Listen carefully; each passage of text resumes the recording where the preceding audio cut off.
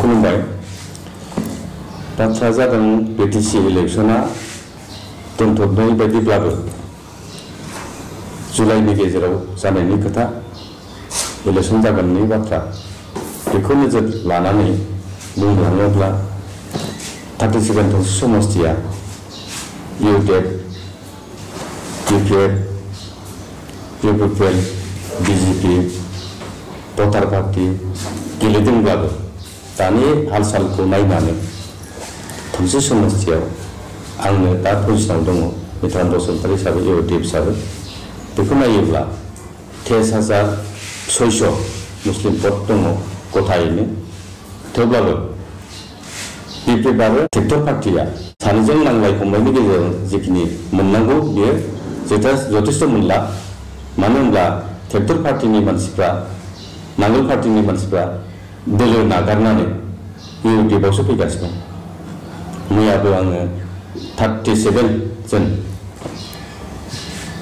मुस्लिम भाइफोरखौ आं बजबना लादों आरो बिथांमोना आंनि दोलोआव फैफिनदों बेखौ नायोब्ला एक सिटायै जोङो 13,600 भटनि गेजेराव मिनिमाम 18,000निफ्राय 19,000सिम नेट जों भट मोनगोन बेनिफ्राय नन मुस्लिम हिसाबै नायोब्ला 12,000 एक्साइ फैगोन जेरै नेपाली बाङालि आदिबासी राजबंशी आरो बर'फोरा डिभाइड जागोन इउपिपिएलजों लोगोसे ट्रेक्टरजों माबाजों नांगोल पार्टिजों बीजेपी हिसाबै गावस्रागोन बेखौ गावस्राना नायोब्ला मिनिमाम बीजेपीआ मोनगोन 10-11,000 इउपिपिएलआ मोनगोन कमु 10-11,000 निफ्राय बारा मोननाय नङा तो बेखौ नायोब्ला आं दा जि केलकुलेट खालामना मोनबाय गथायैनो जोङो बर' भटखौ मुस्लिम भटखौ नायनानै हिसाब खालामनानै 12,000 ओरै 19,000 बे भटखौ आं मोनगोन गासै आंनि आन्दाव 31,000नि बारा भट मोननायनि चान्सआ दङ आरोखि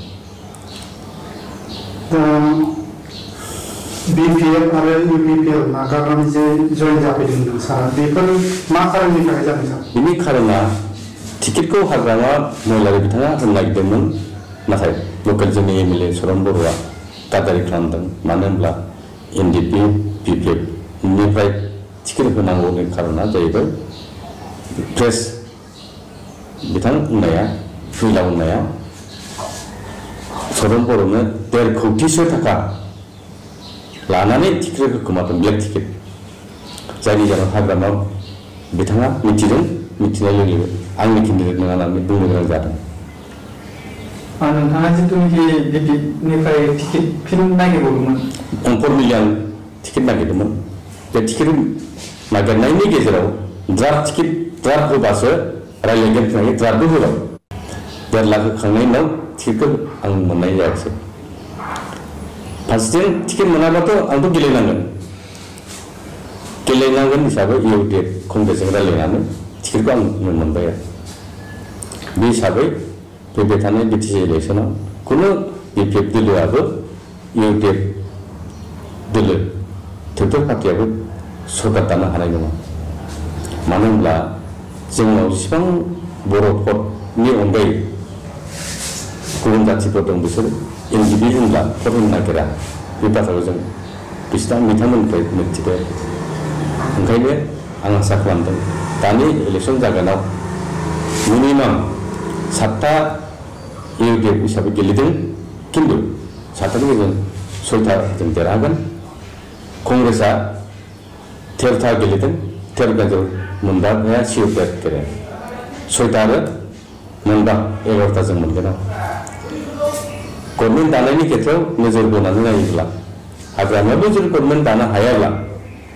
इउपिपिएलआबो जुदि गभर्नमेन्ट दानो हायाबा नबहरनियानि पार्टिनि ग्रुप दङ बिथांमोना जोंजों फैगोन आरो लास्ट ममेन्टआव मोननैजों मोनथामजों जानो हायाब्ला हाग्रामाया जुदि फैयोबा फैदों जोंहा बुंनांगौ खोथा गैया वेलकाम खालामो जोंसो किं मेकार हिसाबै बिटिसिखौ सालायगोन जों थांनाय बाराव नुनो मोनदों एवाइडिपनि बिजाथि दसे समस्थिनि बिथाङा रबार्ट नार्जारिया माने बीजेपीखौ जयन जादोंमोन बिथाङा जादोंमोन खिन्थु बे आयदा गैयैनि थाखायनो हयथ' BCDC सिस्टेमखौ दानो रोङिनि थाखाय माखासे मुस्लिम जाथिफ्रा दुखु मोनदों, गाज्रि मोनदों। बेखौ जों दा रायजोफोरनो बुजायनो फिनदों आरो बिथांमोना मानिनो। गोबां माने भटार्सफोरबा माने बिटिसिनि रायजो राजाफोरा माने नोंथांनि सायाव मोनसे सन्देह जादों।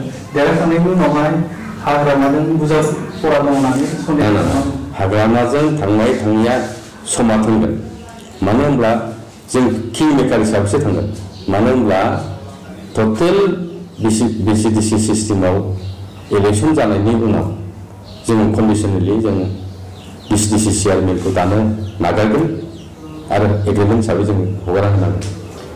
नोंथांमोननिफ्राय जिथुनिखि AYDF आरो कंग्रेस एलायन्स दङ बेवहाय माने गमामायैनो नोंथांमोना सरकार दाना होनायनि सोरखौबा हेफाजाब लानानै सरकार दाना होनायनि अनजिमानि देरहायोब्ला सिटआ सोर जागोन कंग्रेस बा AYDFनिफ्राय? सिट जाब्लाथ' आंनो जानो गोनां। आं सिगनेटर हिसाबै जानायनि खाबु दङ। हाग्रामा बिथांखौ नोंथांमोनजों फैब्ला जों बजबना लागोन। ना हाग्रामाया जुदि गभर्नमेन्ट दानो जुदि पजिसन फैयोब्ला अके जों बेखौ पजिसन खालामगोन। जिथुनिखि नैबेवहाय कारापसन आरो BTR एकर्डखौ लानानै इलेक्सन मोनसे माबा फैदों, इस्यु फैदों। BTR जादों। दा बे BTR नि माबा एकर्डनि जिथुनि लफाफोर बेखौ इमप्लिमेन्ट खालामनो नोंथाङा देरहालांबा मादि मावगोन? नाय BTR सुक्ति जानाया NDP ग्रुपफोरखौबो लाफानानै खालामदोंब्लाबो NDPफ्रा दा गावसोरजों गावसोर गोरोबलायियावनो मोनब्रैसो डिभिजन जानानै दङ। दा आंनि मिथिनायाव हाग्रामा दोलो BPPआवबो दङ आरो UPPआवबो दङ। दा बेखायनो BTR सुक्ति जादोंब्लाबो सुक्ति रुपायना भारत गभर्नमेन्टजों आसाम गभर्नमेन्टजों रायलायनानै हयथ' खालामनो नाजानांगोन। आं जि बुजिदों 40टा समस्तियानो BTR सुक्तिया एप्लिमेन्ट जायोब्ला 60टा जागोनसो सुक्तिया रुपायन जाबासो जागोन। बे आरोखि। नोंथाङा सिट जागोन होनदों, नोंथाङा सिट जायोबा मावगोन ना मावा? मावगोन। दा नोंथांनो बे धनसिरि समस्तिनि भटार्सफोरा मानि थाखाय नोंथांनो भट होगोन? आंनो होनाङिनि खोथा जाहैबाय मुस्लिम जातिफोरनि गेजेराव मोनसे समस्या फैदों। खुनु मुस्लिमा दिनैसिम BTC सिङाव थानानै BTCनि EM मोनफेराखै।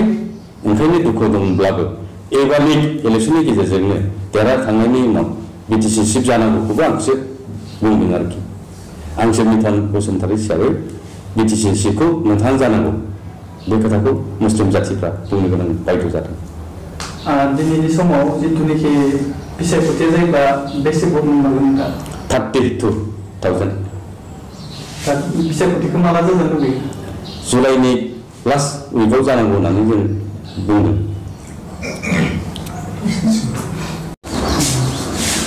नोंथाङा जिथुनिखि खुंथायफोराव फैनानै सिट जानो हायोबा बोरैहाय BTCखौ दैदेनलांगोन?